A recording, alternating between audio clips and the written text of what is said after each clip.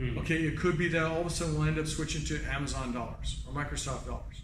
And this is not something that hasn't happened before. Yeah. And the global cryptocurrency market was 829 billion in January 7th.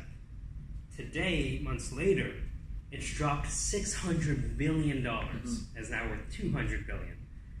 How might we use this MBA to understand what happened in cryptocurrency?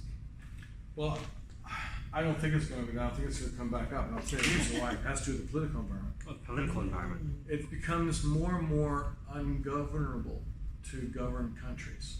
And we have always had a monetary system based on a unit which matched the political boundaries of a country. So US dollars work in the US, right? No, well, they also work in Jamaica and Trinidad and Guyana, etc., right? But generally speaking, the currencies of the world are denominated based on a country, with an exception being, the euro.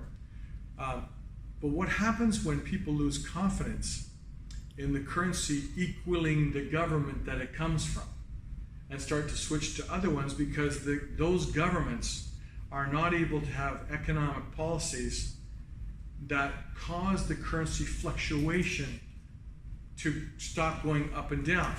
Like in the Philippines, nobody uses Philippine currency. Everybody's got American dollars, right? Interesting. So that's when you switch to cryptocurrencies. Not because it's crypto, but because it's a way of doing stuff. And I don't necessarily think it'll be the crypto aspect of the currency. I think it'll be just another currency.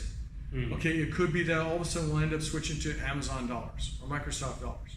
And this is not something that hasn't happened before. Hudson's Bay introduced their own blankets with the 5 black stripes on them. Equals 5 beaver pelts, right? Canadian Tire money today is accepted in Winnipeg at small restaurants for breakfast and dinner, right?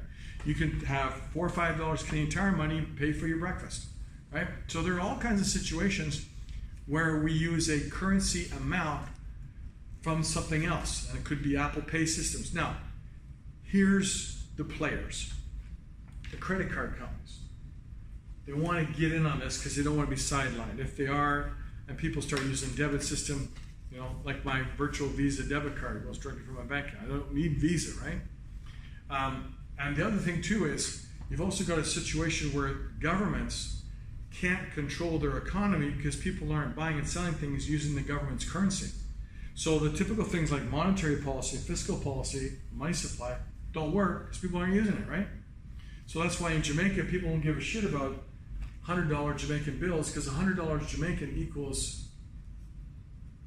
what? $1 American? So you carry around $1,000 bills, which are really only $10.